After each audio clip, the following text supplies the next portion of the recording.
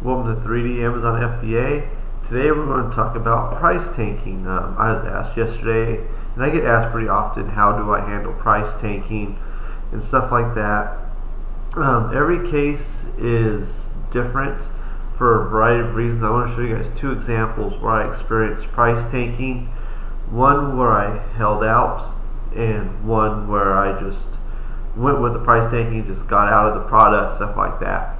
So when I send in a product, I go to my repricer and I set my repricer to 30% ROI, which is return on investment. So if I spend $1, I'll make $1.30. So that's how I set my repricer. And then I just go to, like, if it's like a $25 item, I'll just set my repricer for like $30 or something like that. Excuse me. So my repricer does a lot of the adjusting of pricing for me, because I just don't want to deal with it, and it just makes things simple for me. But there are still times where people will go below that 30% threshold, and it happens all the time. So basically what I do is, if it's like a toy or something I think that has a huge demand. So say I send in my phone and it has, like, I don't know, say 10,000 cells ranked in toys. I'll hold out and see if the price recovers, because you want to make as much money as you can.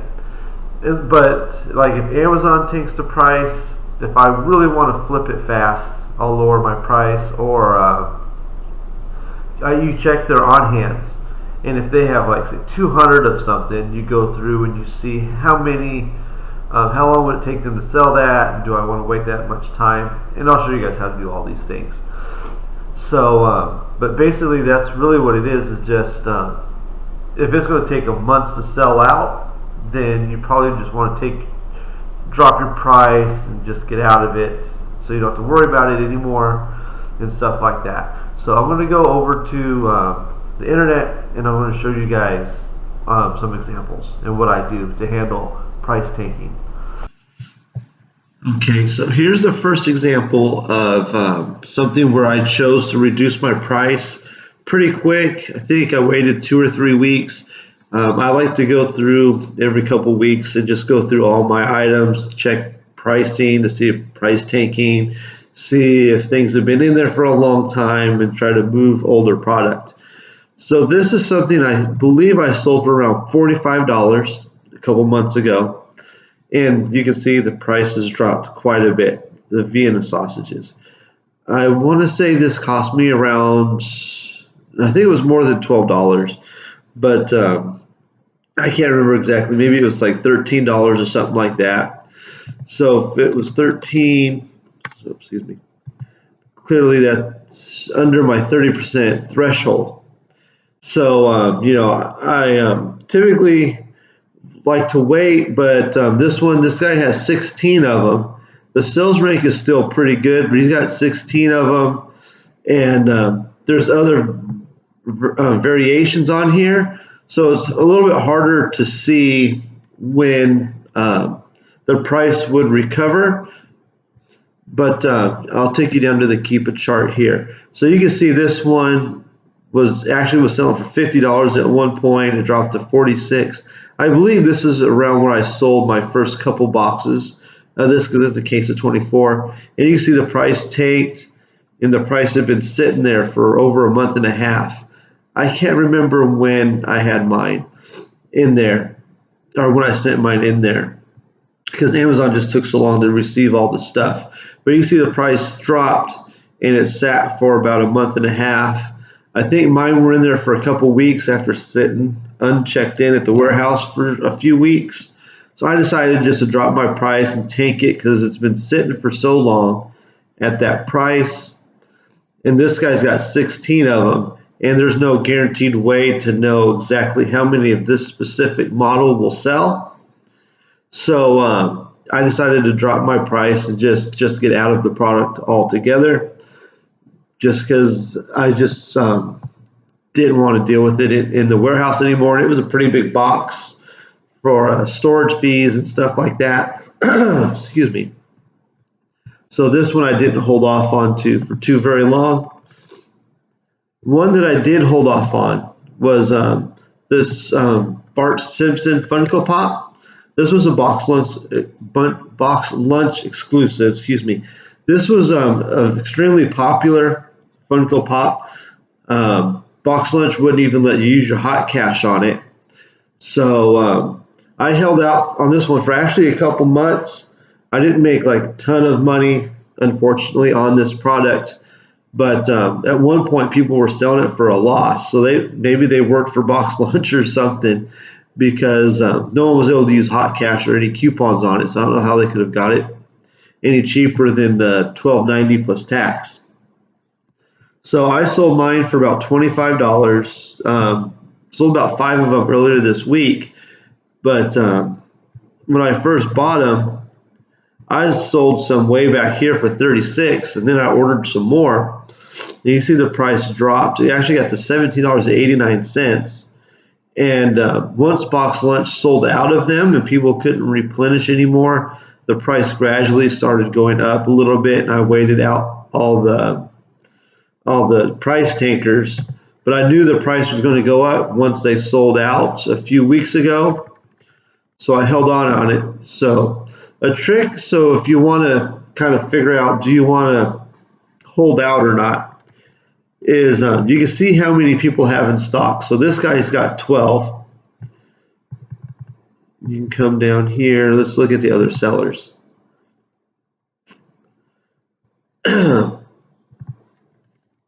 So this guy, it looks like he has 1. Let me see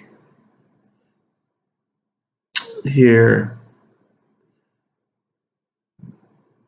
So if you wanted to see how many people got stock, sorry, I just woke up, and I was trying to make this video for the kids woke up.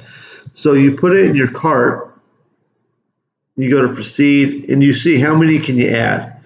So this guy, 10 plus, and you change it to $9.99. Just say $9.99. And update. See how many he has in stock. He has 38 in stock. So say, let me delete this so I don't accidentally buy it. 0. So he had, if you want to just say he had 40 in stock, you come over to, where is it?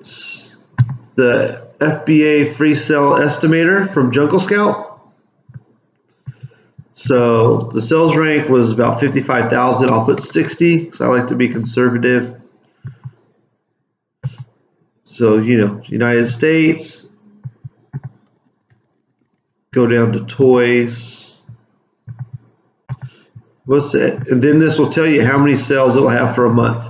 So that guy has about, say, 2 weeks worth of Funko Pops in stock, and there was a couple other sellers at a similar price.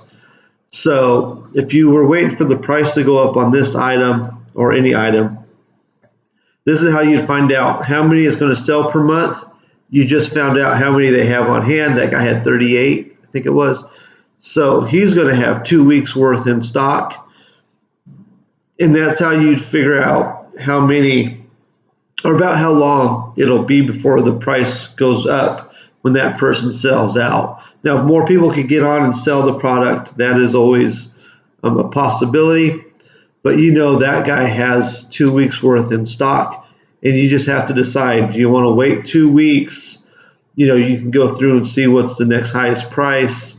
And you have to decide, like, okay, right now at the current price, I'm going to make $3. Do I want to hold out 2 weeks for the price to potentially go up to make another $2? Because just say the next price is $2 up for the sake of argument. Be like, is it worth waiting 2 weeks to make an extra $2 each? These are all decisions you have to make. Some people really want the highest ROI and they don't mind waiting. I typically don't want to wait too long, or because I just want my stuff moving constantly so I can repurchase new product.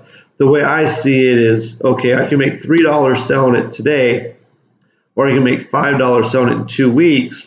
But if I sell that $3 and I get $15 back from Amazon, that's $15 more I can spend on more product and I can turn my money faster. And in a lot of cases, it's going to be more profitable for you to just sell it at that $3 profit than the $5, because you could turn your money one more time. Like say you have a 2-week turnaround for you to flip your money. So I could take that $3 and maybe I could turn it into 6 in the amount of time it took me to sell that 5, or make that 5 plus that 3 is guaranteed now, and then you can just keep flipping your product. That's how I look at things. You guys have to decide what's best for your business and how you want to do things. Maybe if you don't have much time for sourcing, and this is like a side project on top of your regular work, then it would make sense to hold out for that 5 and take a little bit more of a chance, because you don't have as much time as like I do, because this is my full-time job. This is all I do for work. So I have the time to do sourcing as often as I want. So that's how I handle price tanking.